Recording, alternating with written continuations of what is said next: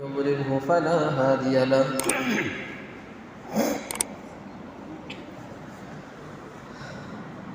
ونشهد أن لا إله إلا الله وحده لا شريك له ونشهد أن سيدنا ونبينا وحبيبنا عبده ورسوله أرسله الله بالحق بشيرا ونذيرا وداعيا إلى الله بإذنه وسراجا منيرا أما بعد فأعوذ بالله من الشيطان الرجيم بسم الله الرحمن الرحيم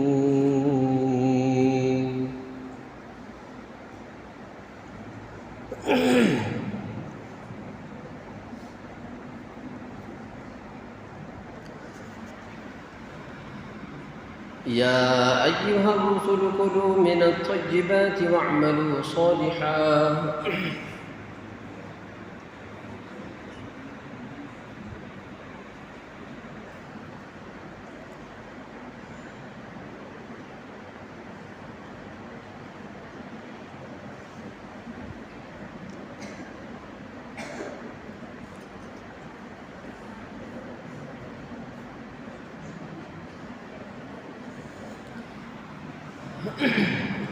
وقال النبي صلى الله عليه وسلم من طلب مكسبة من الحلال يكف بها وجهه عن مسألة الناس جاء يوم القيامة مع النبيين والصديقين أو كما قال رسول الله صلى الله عليه وسلم اللهم صل على سيدنا محمد وعلى آل سيدنا محمد وبارك وسلم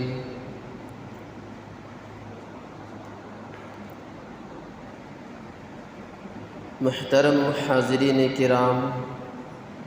بزرگان دین،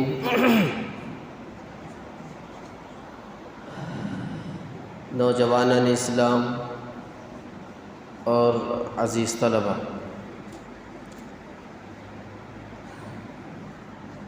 آج کے اس جمعہ کے موقع پر آپ حضرات کے روبرو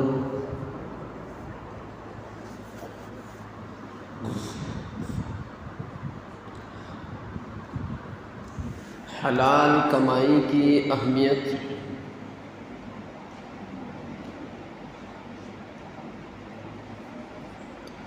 حلال غذا کی اہمیت اور حرام غذا کے نقصانات اور اس کے کچھ شکلیں، اس عنوان پر آپ حضرات سے گفتگو کرنے کا ارادہ ہے۔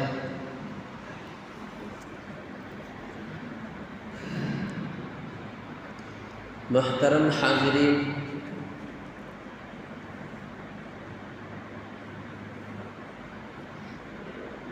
دنیا میں رہنے والا ہر شخص، ہر کوئی یہ چاہتا ہے کہ میں دنیا میں رہ کر جو بھی چیزیں استعمال کروں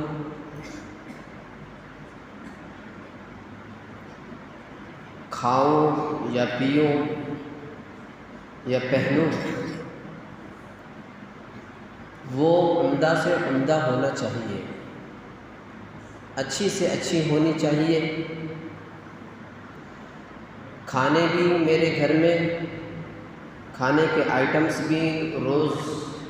ڈیلی اچھے سے اچھے الگ الگ قسم کے ہو، پینے کی مشروبات بھی عمدہ اور میٹھے اور مزیدار اور لذیذ ہو، کپڑا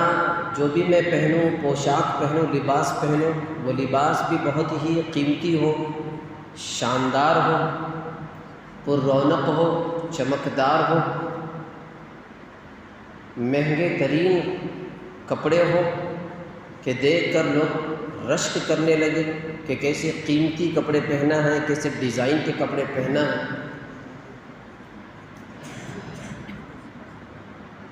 یہ دنیا میں رہنے والا انسان چاہتا ہے، کوئی یہ نہیں چاہتا کہ میں دنیا میں رہوں تو پھٹے پرانے کپڑے پہن کر کے زندگی گزاروں، گری پڑی چیزیں کھا کر کے میں زندگی گزاروں، نالوں میں گٹروں میں یا باہر میدان میں پڑے گندے پانی پی کر کے میں زندگی گزاروں، سادہ سے سادہ زندگی گزاروں، یہ کوئی نہیں چاہتا۔ وہ بظاہر لوگوں کے سامنے کہتا ہے کہ مجھے بس اتنا چاہیے تو کافی ہے، گھر ہو تو کافی ہے، کھانا اتنا ہو تو کافی ہے، پینے کی اتنی چیزیں ہوں تو کافی ہے، ایک گھومنے پھرنے کے لیے کار ہو تو گاڑی ہو تو کافی ہے۔ بظاہر انسان کہتا ہے لیکن حقیقت میں کچھ اور ہوتا ہے۔ ایک گاڑی آ گئی تو دوسری گاڑی کے چکر میں رہتا ہے، ایک گھر آ گیا دوسرے گھر کے چکر میں رہتا ہے۔ ہر شخص کی اپنی اپنی چیزیں اپنی اپنی جگہ ہوتی ہیں۔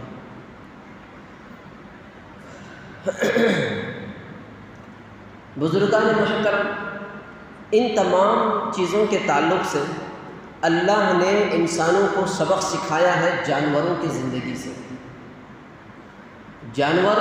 بھی اپنا کھانا کھاتے ہیں، شیر، درندے، وہ بھی اپنی اپنی زندگی میں کھا کر کے زندگی گزارتے ہیں۔ جانور، پرندے جو گھونسلے میں رہتے ہیں وہ بھی اپنا اپنا کھاتے ہیں۔ اب دنیا کے اندر جو شخص یہ چاہتا ہے کہ میں اچھے سے اچھا کھاؤں پیوں، اچھی سے اچھی چیزیں استعمال کروں، اب انسان دو چیزیں اختیار کرتا ہے، یا تو یہ تمام کے تمام چیزیں جو وہ استعمال کرتا ہے، کھاتا ہے، پیتا ہے، اپنے باپ کے پیسوں پر پلتا ہے، اکڑتا ہے، رباب دکھاتا ہے، عیش کرتا ہے، گاڑی بھی اپنے باپ کے پیسوں سے، گھر بھی اپنے باپ کے پیسوں سے، کپڑے بھی اپنے باپ کے پیسوں سے، کھانا بھی اپنے باپ کے پیسوں سے، پینا بھی اپنے باپ کے پیسوں سے ہوتا ہے۔ ایسے بچے جو ہمیشہ، ایسے انسان جو ہمیشہ یہ سوچتے ہیں کہ میں اپنے باپ کے پیسوں پر رہوں گا، پلوں گا، پرورش کروں گا، یہ لوگ، یہ انسان دنیا کے نالائق انسان ہوتے ہیں۔ انہیں یہ سوچنا چاہیے کہ میں اپنی محنت سے کماؤں، اپنی محنت سے کھاؤں، اپنی محنت سے پیوں، اپنی محنت سے کپڑے استعمال کروں، جو بھی کام کروں اپنی محنت سے کروں، میرے پاس میرا کمایا ہوا ہونا چاہیے، حلال کا کمایا ہوا۔ میں کب تک اپنے باپ کے پیسوں پر پلتا رہوں گا؟ یہ چیز اللہ تعالیٰ نے جانوروں سے بھی سکھائی۔ جانوروں کو دیکھ لیجئے، کوئی جانور اپنے باپ کے روزی روٹی پر نہیں پلتا۔ شیروں کو، درندوں کو، بھیڑیوں کو دیکھ لو، انہیں اپنا پیٹ بھرنا ہے تو جائیں گے، کسی جانور کا شکار کریں گے، محنت کریں گے، مشقت کریں گے، جب جا کر پیٹ بھرے گا۔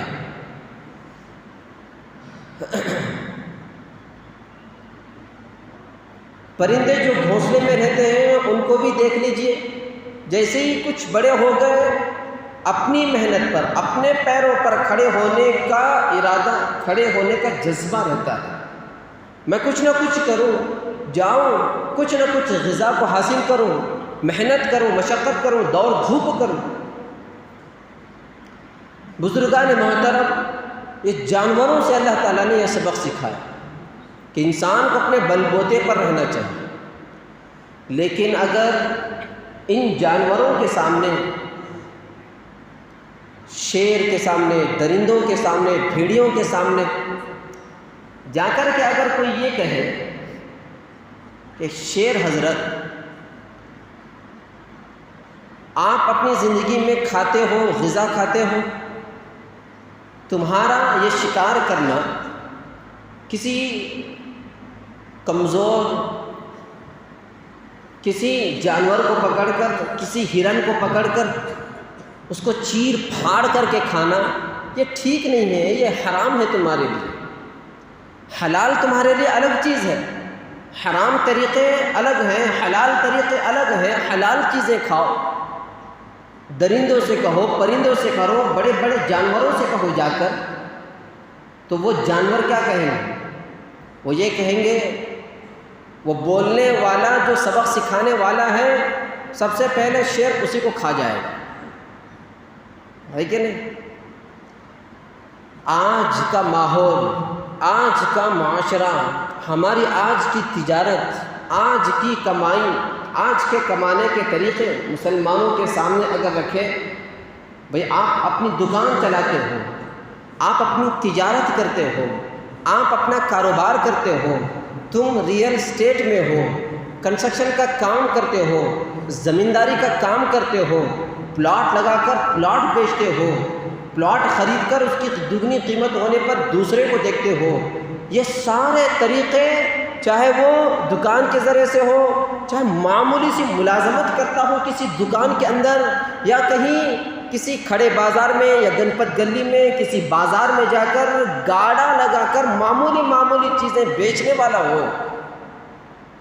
ان کو جا کر کے اگر کہیں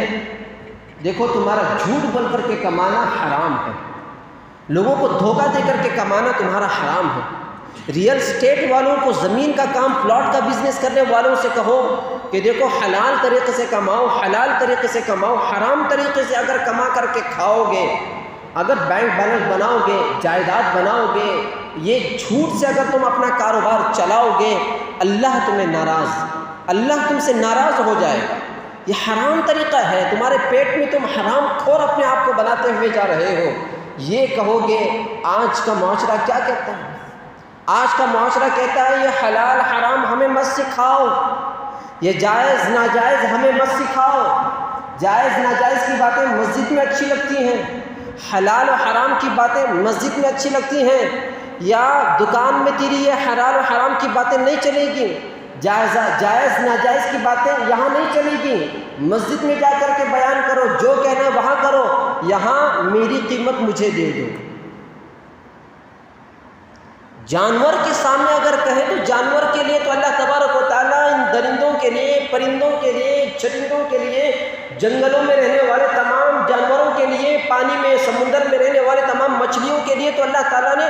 حلال و حرام کی کوئی تمیز نہیں رکھی۔ اگر ان کے سامنے اگر کوئی یہ کہا جائے تو وہ یہ ضرور کہیں گے کہ یہ حلال و حرام ہمارے لیے نہیں ہے، انسانوں کے لیے ہے۔ آج کا تجارت میں رہنے والا، دکان میں رہ کر کام کرنے والا، کاروباری بڑا یا چھوٹا ہو، ان کے سامنے جب جائز ناجائز کی باتیں کہی جاتی ہیں تو صاف انداز میں کہتے ہیں حلال حرام ہمیں مت سکھاؤ۔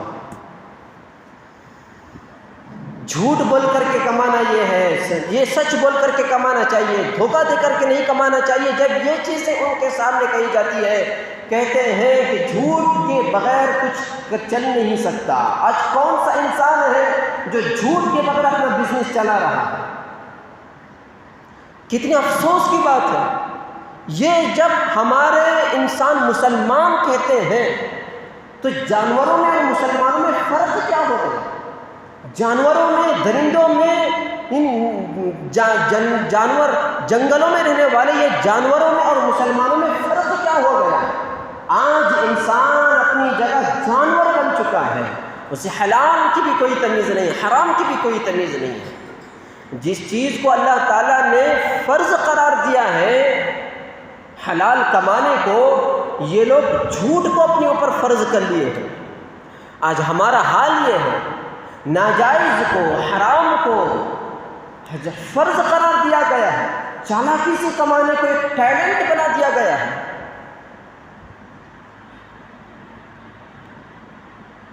قرآن مجید میں اللہ تبارک و تعالیٰ نے فرمایا یا ایھا الرسل کلوا من الطیبات واعملوا صالحا۔ انبیاؤں کی جماعت سے، رسولوں کی جماعت سے اللہ تعالیٰ نے کہا کہ اے پیغمبروں، اے رسولوں، اے نبیوں، کھاؤ اچھی چیزیں، حلال چیزیں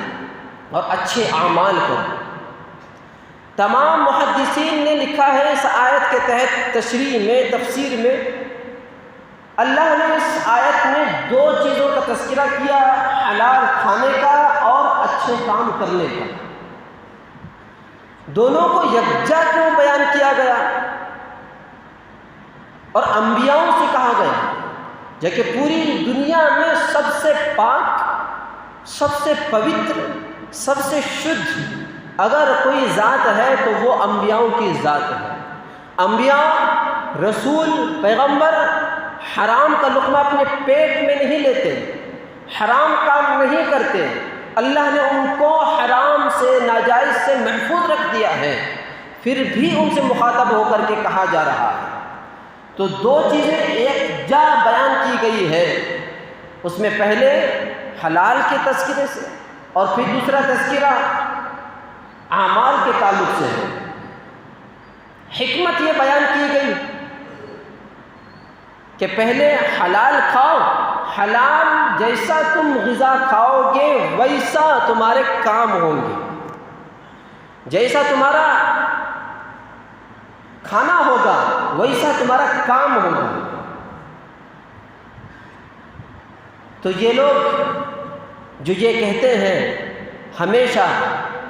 میں بہت کوشش کرتا ہوں، ہزاروں بار توبہ کرتا ہوں، ہزاروں بار ارادے کرتا ہوں، ہزاروں بار نیتیں کرتا ہوں، ہر جمعہ آ کر کے، ہر بیان میں آ کر کے، جب بھی مجلس میں شریک ہو جاتا ہوں، کسی نیک آدمی کی صحبت میں بیٹھ جاتا ہوں، اللہ سے دعا کرتا ہوں، اللہ آج کے بعد نماز نہیں چھوڑوں گا،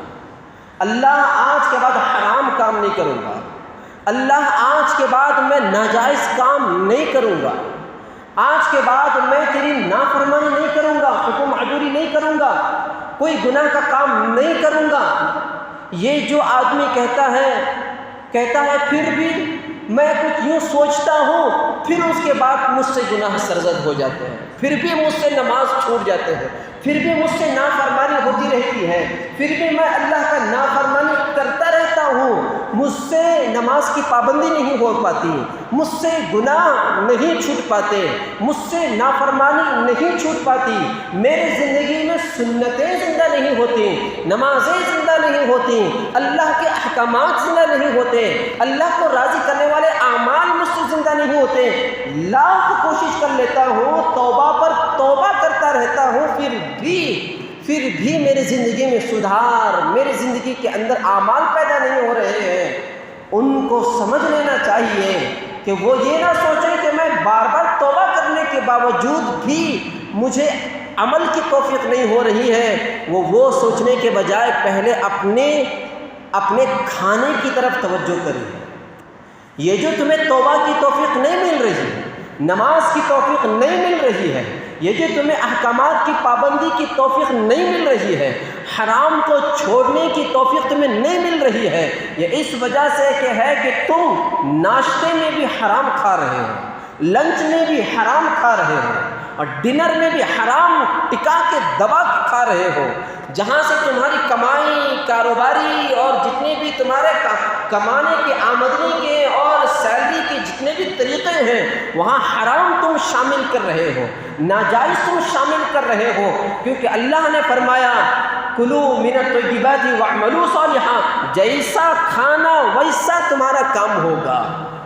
تمہیں جو عمل کی توفیق نہیں ہوتی، تمہیں جو جمعہ سے جمعہ کی توفیق ہوتی ہے، نماز فجر کی توفیق نہیں ہوتی، نماز ظہر کی توفیق تمہیں نہیں ہوتی، اور گناہ تمہارے زندگی سے ختم نہیں ہو رہے ہیں، وجہ یہ ہے کہ تمہارے پیٹ میں جو لقمہ تم داخل کر رہے ہو وہ جائز نہیں ہے، وہ حلال کمائی کا نہیں ہے، وہ سچ بول کر کمانے کا نہیں ہے، وہ وعدہ کر کے کمانے کا نہیں ہے، اچھا حق بول کر کے کمانے کا نہیں ہے، وہ حرام کمائی کا لقمہ ہے، وہ جھوٹ بول کر کمانے کا لقمہ ہے،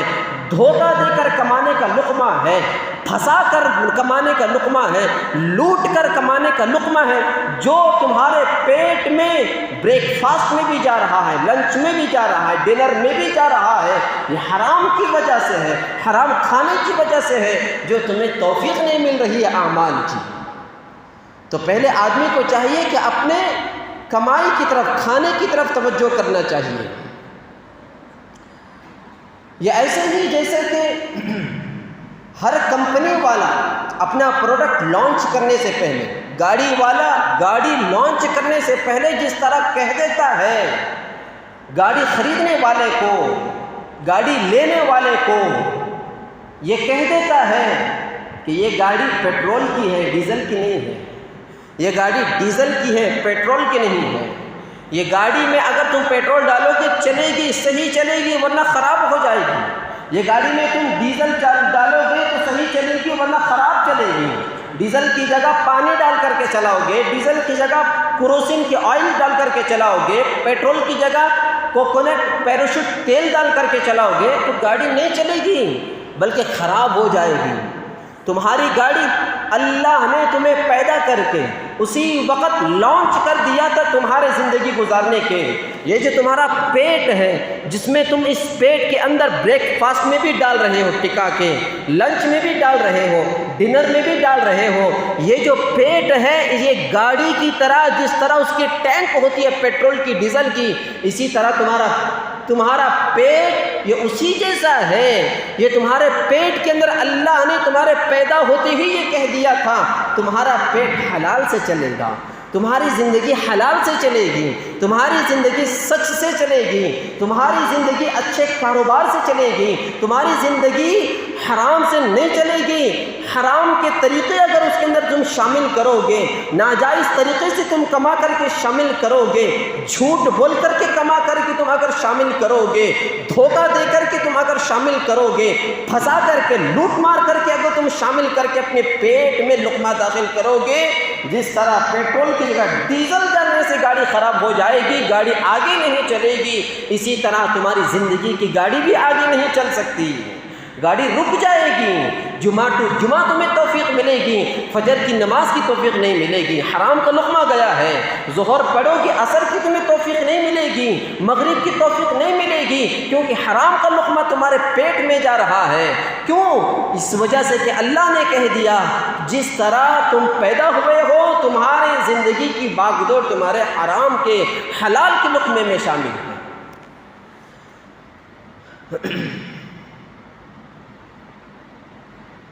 ایک حدیث میں آیا ہے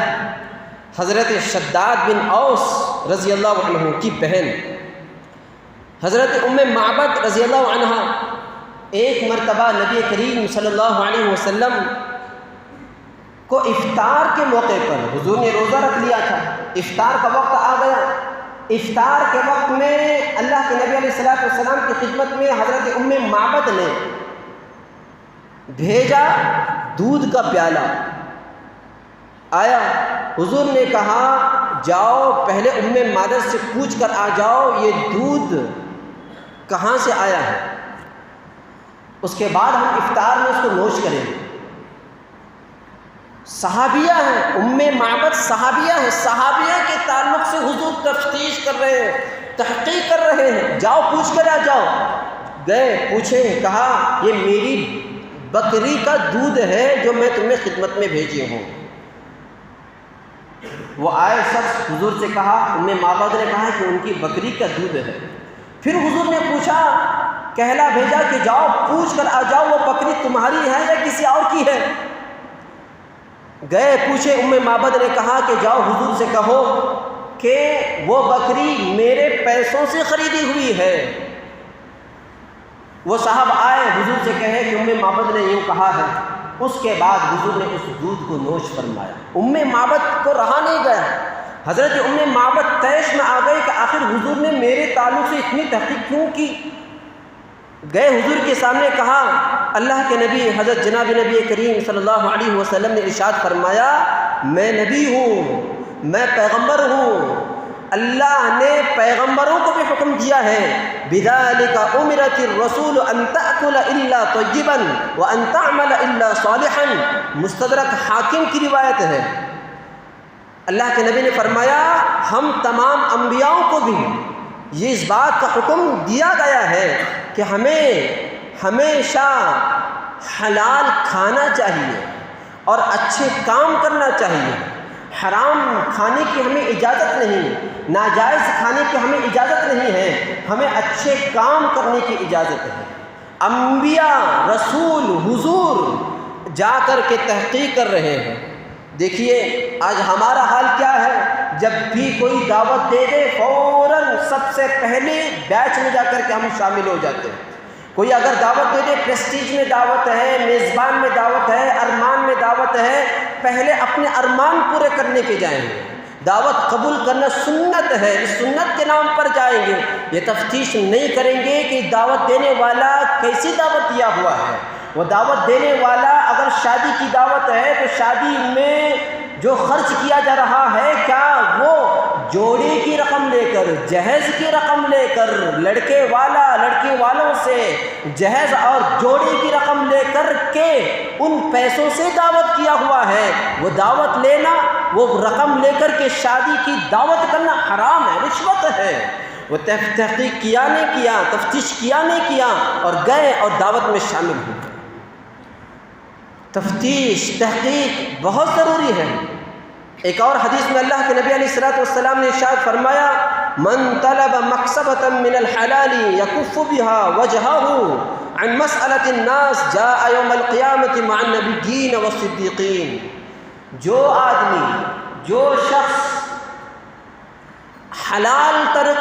طریقوں میں سے کوئی ایک حلال طریقہ کمائے، اپنی آمدنی کا ایک ذریعہ بنائے، حلال طریقے میں سے کسی ایک کو طریقہ بنائے، اور نیت یہ ہے کہ اس کے ذریعے سے میں اپنے بیوی بچوں کی دیکھ بھالی کروں، اپنے بچوں کو کپڑے لا کر کے دے سکوں، ان کو کھانے کی چیزیں اور راشن بھر سکوں، اور میں بھی اپنے ضروریات کو پورے کر سکوں، لوگوں کے سامنے ہاتھ پھیلانے سے بچ سکوں، اپنے بچوں کو اسکول میں جہاں داخل کر رہا ہوں اس کی فیس ادا کر سکوں، یہ نیتیں، یہ عزائم، یہ ارادے اس کے ہیں، تو اللہ کے نبی علیہ الصلوۃ والسلام نے کیا فرمایا؟ ایسا شخص جو اس نیت سے اگر کوئی حلال کماتا ہے، حلال کوشش کرتا ہے، اللہ کے نبی نے فرمایا جاء یوم القیامۃ مع النبیین، قیامت کے دن وہ ایسی حالت میں آئے گا کہ نبیوں کے ساتھ میں ہوگا، صدیقوں اور صحابہ کے ساتھ میں ہوگا۔ کیوں کہا نبیوں کے ساتھ؟ کہ نبی کبھی حرام کا لقمہ نہیں کھاتے۔ نیت اس کی یہ ہے کہ لوگوں کے سامنے ہاتھ پھیلانے سے بچ سکوں، اب گڑ گڑانے سے بچ سکوں، بھیک مانگنے سے بچ سکوں۔ نیت اچھی ہے، حلال کمانے کی، حلال کھانے کی نیت اچھی ہے، اللہ اس کے نتیجے میں نبیوں کے ساتھ میں، صدیقوں کے ساتھ میں کھڑا کر رہا ہے۔ چاہے وہ جو کون سا بھی حلال کاروبار ہو، گنپت گلی میں ہو، کھڑے بازار میں ہو، یا کسی اور بازار میں جا کر گاڑا لے کر کے کھڑا ہوا ہے، اور وہاں بھی اگر حلال طریقے سے سچ بول کر کے کما رہا ہے، اللہ تبارک و تعالیٰ ایسے آدمی کو بھی آج وہ صبح سے لے کر شام تک دھوپ میں کھڑے ہو کر کے معمولی چیزیں بیچ کر کے مزدوری کر رہا ہے، دن صبح سے لے کر شام تک کسی کے ماتحت ہو کر مزدور بن کر کے کام کر رہا ہے، حلال کمائے گا، جھوٹ سے بچے گا، دھوکے سے بچے گا، اللہ کے احکامات کی پابندی کرے گا، کل قیامت میں وہ شخص نبیوں کے ساتھ میں ہوگا، صدیقوں کے ساتھ میں ہوگا، اللہ کے نبی علیہ الصلوۃ والسلام نے فرمایا۔ اسی طرح اللہ کے نبی حضرت جناب نبی کریم صلی اللہ علیہ وسلم نے دوسری حدیث میں فرمایا، من طلب کسب الحلال، من طلب کسب الحلال، اللہ کے نبی نے فرمایا طلب کسب الحلال فریضۃ بعد الفرائض، یعنی نماز کے بعد، روزے کے بعد، زکوٰۃ کے بعد، حج کے بعد، ایمان کے بعد، یہ 5 چیزیں جو ہیں، ان کے بعد ایک اور چھٹی چیز ہر مومن اور مسلمان پر اللہ نے فرض قرار دیا ہے، اور وہ ہے حلال کمانا۔ حلال کمانا اللہ نے فرض قرار دیا ہے، جھوٹ سے بچنا، حرام سے بچنا، یہ فرض ہے، کوئی مستحب نہیں ہے۔ چھٹی چیز کو اللہ تعالیٰ نے فرض قرار دیا ہے۔ حدیث میں ہے ایک صحابی پہاڑ کے پاس سے آ رہے تھے، بڑے ہٹے کٹے، اسٹرانگ، بریو، بریلینٹ تھے، مضبوط اور پہلوان تھے۔ صحابہ نے دیکھا اتنا پہلوان ہٹا کٹا آدمی آ رہا ہے. صحابہ نے اس کے تعلق سے تبصرہ کیا, کہا کاش کتنا اچھا ہوتا, اتنا ہٹا کٹا انسان, وہ بھی صحابی ہیں جو آ رہے ہیں, صحابی رسول مسلمان ہیں, کتنا اچھا ہوتا یہ اپنی پہلوانی, یہ اپنی طاقت, یہ اپنی قوت, یہ اپنی بہادری, اپنی شجاعت اللہ کے راستے میں جا کر دکھاتا اور شہید ہو جاتا. کتنا بڑا مقام, شہید کا مقام اس کو ملتا. اللہ کے نبی حضرت جناب نبی کریم صلی اللہ علیہ وسلم نے یہ تبصرہ صحابہ کا سن لیا. حضور نے فرمایا ان کے اس تبصرے پر, کہا وما فی سبیل اللہ الا من قتل من سعى علی والدیہ ففی سبیل اللہ. اللہ کے نبی نے فرمایا جو شخص اللہ کے راستے میں قتل کیا گیا وہ بھی اللہ کے راستے میں. کیا تم صرف یہی سمجھتے ہو کہ جو اللہ کے راستے میں جا کر کے قتل ہو گیا وہ شہید ہے, جو اللہ کے راستے میں جا کر اپنی بہادری خرچ کیا وہ شہید ہے, جو اللہ کے راستے میں جا کر کے اپنی شجاعت, اپنے طاقت و قوت کو صرف کر دیا وہ شہید ہے, اور جو اس کے علاوہ کوئی فضیلت والا کام نہیں, کوئی اللہ کی رضامندی والا کام نہیں, کوئی اللہ کا راستہ نہیں, اللہ کے راستے کو تم نے اتنا محدود کر دیا. اللہ کے نبی نے فرمایا من سعى علی والدیہ ففی سبیل اللہ. اپنے گھر میں اس کی ماں بوڑھی ہے, اس کا باپ بوڑھا ہے, اس کے بچے چھوٹے چھوٹے ہیں, اس کے گھر میں بڑی فیملی ہے, اور وہ تمام کی ذمہ داری, اپنے بوڑھے ماں باپ کی ذمہ داری اس کے کندھوں پر ہے. باپ کے کئی دوائیاں ہیں خرید کے لا کر دینا پڑتا ہے, ماں میری کمزور ہو چکی ہے اس کی دوائیاں ہیں اس کو خرید کر لا کر اس کو دینا پڑتا ہے, ان کی ساری ضروریات میرے کندھوں پر ہے, خرید کر لا کر کے دینا پڑتا ہے, ضروریات کو پورا کرنا پڑتا ہے. ایسا آدمی جو ان تمام چیزوں کے لیے, ضروریات کو پورا کرنے کے لیے کوشش کرے, حلال کمائے, اللہ کے نبی نے فرمایا ایسا آدمی جو حلال کمانے کے لیے کوشش کرتا ہے وہ بھی اللہ کے راستے میں.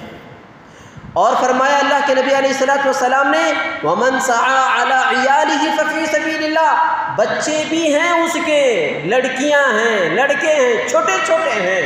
اس کی پرورش کی کوشش کرتا ہے, اس کی روزی روٹی کی کوشش کرتا ہے, اس کی ایجوکیشن کی فکر کرتا ہے, دوڑ دھوپ کرتا ہے, اس کی ترقی کی فکر کرتا ہے, اس کے مستقبل کی فکر کرتا ہے, حلال کماتا ہے, حرام کی طرف کبھی نہیں جاتا. اللہ کے نبی حضرت جناب نبی کریم صلی اللہ علیہ وسلم نے فرمایا ایسا شخص بھی اللہ کے راستے میں ہے. تم صرف جا کر جان لٹا دینے کو, جان اپنی گنوا دینے کو, اسی کو تم اللہ کا راستہ کہتے ہو. آگے اللہ کے نبی حضرت جناب نبی کریم صلی اللہ علیہ وسلم نے ارشاد فرمایا ومن سعى علی نفسہ لیعفها ففی سبیل اللہ. اور ایسا شخص جو اپنی عزت بچانے کے لیے کہ کہیں, اور ایسا شخص اس نیت سے کمائے کہ میرے اوپر قرض کا بوجھ نہ آ جائے, میرے اوپر کسی کو دینے کا بوجھ نہ آ جائے, میرے اوپر لون کا بوجھ نہ آ جائے, میرے اوپر کسی سے لوٹ مار کا, جھوٹ بول کر اور دھوکہ دے کر حرام کمانے کا مجھے موقع نہ ملے. حلال کماؤں میں میری عزت بچ جائے, اللہ مجھ سے راضی ہو جائے. اللہ کی رضا کے لیے جو آدمی کوشش کرتا ہے, اللہ کے نبی علیہ الصلوۃ والسلام نے فرمایا ایسا آدمی بھی جو حلال کما رہا ہے وہ بھی اللہ کے راستے میں ہے. اس وجہ سے حلال کماؤ. آگے اللہ کے نبی علیہ الصلوۃ والسلام نے فرمایا ومن سعى علی التکاثر ففی سبیل الشیطان. اللہ کے نبی نے فرمایا ایسا شخص جو اس نیت سے کمائے, میرا گھر ہے محلے کے اندر, لیکن ایسا آدمی محلے کے اندر ہے جس کے پاس 2 گھر ہیں, میرے پاس گاڑی ہے آلریڈی, لیکن ایسا کوئی آدمی ہے جس کے پاس مجھ سے بھی مہنگی گاڑی ہے, میرے پاس ایک فلیٹ موجود ہے, لیکن ایسا آدمی بھی محلے کے اندر موجود ہے جس کے پاس 2 فلیٹ ہیں, میرے پاس آلریڈی ایک فون ہے, معمولی سی فون ہے, لیکن میرے ساتھی کے پاس, میرے کلاس میٹ کے پاس, میرے روم میٹ کے پاس, میرے دوست کے پاس آئی فون موجود ہے. اب یہ کوشش کر رہا ہے میں بھی ویسا آئی فون خریدوں، میں بھی ایسا فلیٹ خریدوں، میں بھی ایسا بلڈنگ بناؤں، میں بھی ایسا اپارٹمنٹ بناؤں، میں بھی اپنی پراپرٹی بناؤں، اپنی جائیداد بناؤں، میں پلاٹ پر پلاٹ خریدوں، میں اپارٹمنٹ میں اپارٹمنٹ بناؤں، بینک بیلنس پر بینک بیلنس بناتا ہوا جاؤں۔ اللہ کے نبی نے فرمایا جو تقابل کی نیت سے، گھمنڈی کی نیت سے، شہرت کی نیت سے، دکھانے کی نیت سے، اپنے آپ کو محلے میں بڑا بنانے کی نیت سے جو کوششیں کرتا ہے، جو محنت کرتا ہے، جو قد و کاوش کرتا ہے، صبح سے لے کر شام تک، شام سے لے کر صبح تک، اس کی پوری کی پوری کوششیں، اللہ کے نبی نے فرمایا ففی سبیل الشیطان، وہ شیطان کا چیلا ہے، وہ شیطان کے راستے میں ہے، وہ شیطان کے کاموں میں ہاتھ بٹا رہا ہے، ہاتھ بڑھا رہا ہے، وہ ساتھ دے رہا ہے، نفرتوں کو پھیلا رہا ہے، تکبر کو پھیلا رہا ہے، گندگیوں کو پھیلا رہا ہے، معاشرے کو بگاڑ رہا ہے، وہ شہرت، وہ فیمس ہونے کو، اپنے آپ کو بڑا بنانے کو، نفرتیں بٹورنے کو، ایک دوسرے کو چھوٹا دکھانا، اپنے آپ کو بڑا بنانا، یہ ساری خرابیاں معاشرے کے اندر پیدا کرنے کی نیت سے کر رہا ہے۔ اسی لیے اللہ کے نبی نے فرمایا ففی سبیل الشیطان، یہ شیطان کا چیلا ہے جو اس نیت سے کام کرتا ہے۔ اصطلاح شریعت میں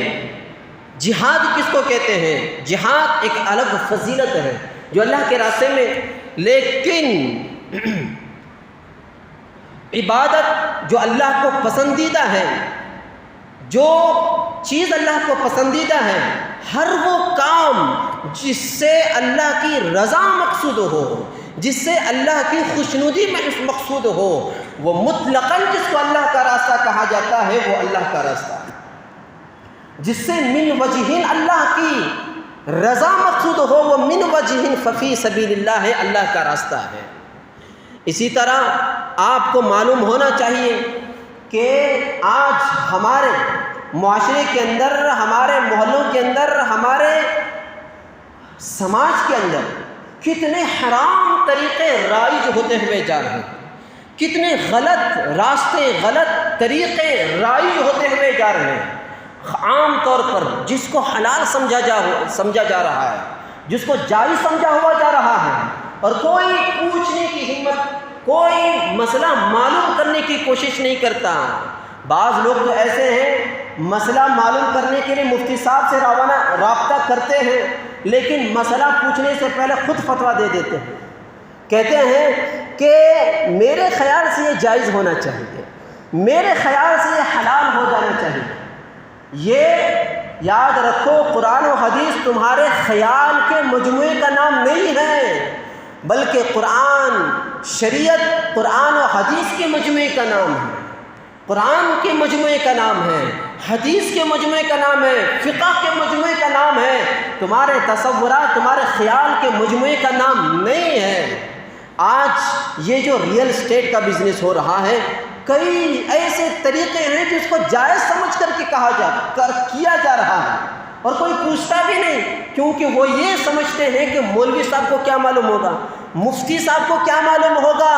مفتی صاحب تمہارے کام میں نہیں ہیں، مفتی صاحب کو تمہارے حرام طریقے تو معلوم نہیں ہے، لیکن حلال طریقے ضرور معلوم ہیں، حلال طریقے سے، حرام طریقے سے ضرور مفتی صاحب واقف ہوتے ہیں۔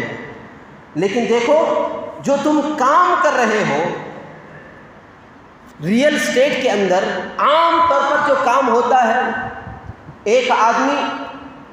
پلاٹ خریدنے کے لیے ٹوکن اماؤنٹ لے لیا، بیچ میں جو ایجنٹ اور دلال ہوتے ہیں، یہ ریئل اسٹیٹ کا بزنس کو اتنا گندا بنا دیا گیا ہے، اتنا حرام خوری کا بزنس، رشوت خوری کا بزنس بنا دیا گیا ہے کہ یہ کام ابھی شریفوں کا نہیں ہو سکا ہے۔ اگر اپنے آپ کو حرام خور بنانا ہے تو ریئل اسٹیٹ کے بزنس سے چلے جاؤ، آٹومیٹکلی آپ حرام خور بن جاؤ گے، ایجنٹ بن جاؤ، حرام خور بن جاؤ گے، شریفوں کا کام ہی نہیں رہا۔ حالانکہ اللہ کے نبی علیہ الصلوۃ والسلام نے یہ زمینداری کے کام کرنے پر اللہ کے نبی علیہ الصلوۃ والسلام کی برکتوں کی دعائیں ہیں، ان کے خیر و برکتوں کی دعائیں اللہ کے نبی نے کی ہیں۔ تو یہ کیا کرتے ہیں، بیچنے والا جس کے نام پر زمین ہے،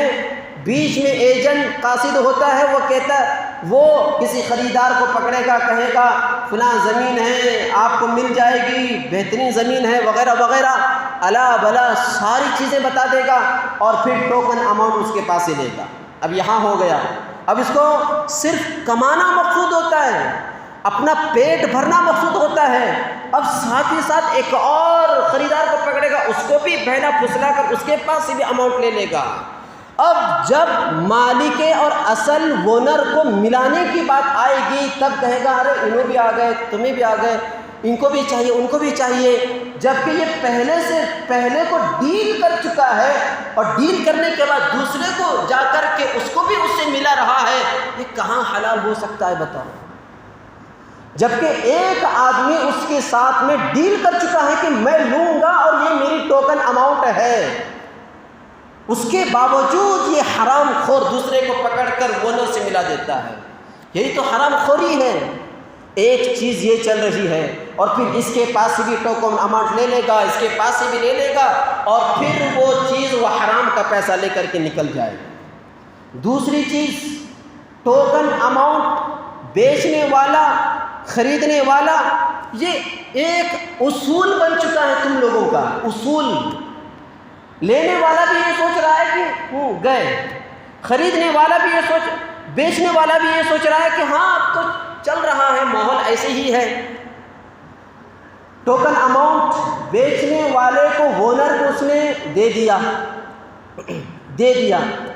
بیچ میں یہ ہو گیا کہ کچھ دنوں کے بعد پیپر ورک کر لیں گے اور پھر تمہاری مکمل خریداری ہو جائے گی، یہ کچھ پیسے ہیں، ٹوکن اماؤنٹ ہے، 20 لاکھ کی زمین ہے تو 1 لاکھ روپے دے دیا۔ اب پھر اس کے بعد جب موقع آ گیا لینے کا، تو وہ بیچنے والا کہتا ہے کہ مجھے اب بیچنا نہیں ہے، کیونکہ اس کو اس کی دگنی قیمت کسی اور سے مل چکی ہے۔ اب یہ کہاں سے جائز ہو گیا؟ جبکہ اس نے پہلے اماؤنٹ خرید چکا۔ ٹوکن اماؤنٹ کا مطلب کیا ہوتا ہے؟ ٹوکن اماؤنٹ کا مطلب یہ ہوتا ہے، اگر اس نے 20 لاکھ روپے میں سے 1 لاکھ روپے دے دیا، وہ پلاٹ کی 1 لاکھ روپے دے دیا، تو مطلب یہ ہوا کہ وہ زمین کے 20 حصوں میں سے 1 حصہ اس نے خرید چکا ہے، اور 1 حصے پر اس کا پورا حق ہو چکا ہے، یہ اس کا مالک ہو چکا ہے، یہ اس کا اونر ہو چکا ہے۔ اب یہ مالک ہو کر 1 حصے کا مالک بھی ہو گیا، اب کیا ہو رہا ہے؟ وہ دوسرے کو بیچ رہا ہے، اب اس کا دوسرے کو بیچنا کہاں جائز ہوگا؟ یہ خریدنے والا خریدنا چاہتا ہے، لیکن اس کو ڈبل اماؤنٹ مل گئی، اس سے زیادہ نفع والا کوئی مل گیا، اس کو بیچ رہا ہے۔ ان دنوں کے اندر یہ ہے تمہاری حرام خوری۔ اسی وجہ سے تمہیں صرف جمعہ کی توفیق ملتی ہے، تمہیں نماز فجر کی توفیق نہیں ملتی۔ اسی طرح جب ٹوکن اماؤنٹ دے کر بیچنے والا بیچنے کو تیار، لیکن یہ خریدنے والا جب 20 لاکھ روپے دے کر کے 20 لاکھ روپے میں جو پلاٹ خرید رہا ہے، اس میں 1 لاکھ روپے تو اس نے دے دیا ہے، کچھ دنوں کے بعد اس کا ارادہ نہیں ہوا، نہیں بھائی مجھے نہیں چاہیے، بیچنے والے نے کہا، اونر نے کہا اچھا ٹھیک ہے کوئی بات نہیں، جاؤ بھائی میرے پیسے نہیں ملیں گے۔ کیا تم اس لائن میں پہلی مرتبہ آئے ہو؟ تم کو پتہ نہیں اصول کیا ہے؟ ایک مرتبہ تم نے ٹوکن اماؤنٹ دے دی، 20 لاکھ روپے میں 50,000 تم نے جو دیے ہیں وہ گئے، اب تم کو واپس نہیں ملیں گے، تمہاری طرف سے تم نے ڈیل ختم کر دیا ہے، یہ بھی حرام ہے، یاد رکھو۔ کیونکہ اس نے جو ٹوکن اماؤنٹ دیا ہے وہ 1 حصہ اس نے خرید چکا ہے، اب خرید لیا ہے، اب جب وہ واپس کر رہا ہے کہ مجھے خریدنا نہیں ہے، تو وہ گویا کہ وہ حصہ جو اس نے 50,000 دے کر 1 لاکھ روپے دے کر جو حصہ اس زمین کا خریدا تھا، اب وہ واپس لے رہا ہے، یہ میرے پیسے دے دو اور یہ حصہ لے لو، یہ گویا یہ کہنا چاہ رہا ہے، لیکن اونر کہے گا کہ تمہیں اس کی اجازت نہیں ملے گی، اب وہ مکمل پیسے ہمارے ہو گئے، ایک مرتبہ تمہاری طرف سے ڈیل کٹ ہو گئی، وہ پیسے ہمارے۔ اب یہ خریدنے والا بھی یہ سوچ رہا ہے کہ دھندے میں چلتا رہتا ہے، کسی کو کچھ حلال و حرام کی کوئی تمیز نہیں ہے. اس طرح حرام خوری کے اندر، حرام میں، ناجائز طریقوں کے اندر یہ دھندا اور یہ ریئل اسٹیٹ کا میدان اتنا گندا ہوتا ہوا جا رہا ہے. اللہ کی پناہ، اللہ کی پناہ. تو معلوم کریں مسائل کو. جائز طریقے بہت سارے ہیں، ہر مسئلہ معلوم کر کے، ہر چیز پوچھ کر کے عمل کرو، کماؤ، حلال کماؤ. حلال سے ہی زندگی بنے گی، حلال سے، جائز طریقے ہی سے زندگی ملے گی. اللہ کے نبی علیہ السلام نے کیا فرمایا؟ لا يدخل الجنت جسد اغذی بالحرام. ایسا جسم جس کی حرام سے پرورش ہوئی ہے وہ جنت میں کبھی داخل نہیں ہو سکتا. اس چیز کو بعض مسائل سے بھی آپ سمجھو. بے وضو انسان قرآن کو ہاتھ لگا سکتا ہے؟ نہیں لگا سکتا. ناپاک آدمی جس کو احتلام ہو چکا ہے یا انزال ہو چکا ہے، ایسا آدمی مسجد میں آ سکتا ہے؟ نہیں آ سکتا، کیونکہ اس کے لیے جائز نہیں ہے کہ تو حرام ہے مسجد میں نہیں آ سکتا. تو بے وضو ہے، تو قرآن کی مقدس چیز کو چھو نہیں سکتا. ایسے ہی جس کی پرورش حرام کاری سے ہوئی ہے، جس کی تربیت بدکاری سے ہوئی ہے، جس کا صبح کا ناشتہ حرام طریقے سے ہوتا ہے، جس کا دوپہر کا کھانا حرام مال سے ہوتا ہے، جس کا رات کا کھانا، رات کے لقمے بھی حرام کھانے سے، حرام لقمے سے ہوتا ہے، صبح میں بھی حرام، دوپہر میں بھی حرام، رات میں بھی حرام، ہر وقت حرام کے اندر مبتلا ہوتا ہوا جا رہا ہے. جس چیز کو تو جائز سمجھ کر کے کر رہا ہے وہ حرام ہے، حرام ہے، حرام ہے. جس طرح بے وضو انسان قرآن کو چھو نہیں سکتا، جس طرح ناپاک انسان مسجد میں داخل نہیں ہو سکتا، اسی طرح حرام خور انسان جنت میں داخل نہیں ہو سکتا. اللہ سے دعائیں اللہ تبارک و تعالی ہم تمام کو عمل کرنے کی توفیق عطا فرمائے. آمین. وآخر دعوانا الحمدللہ.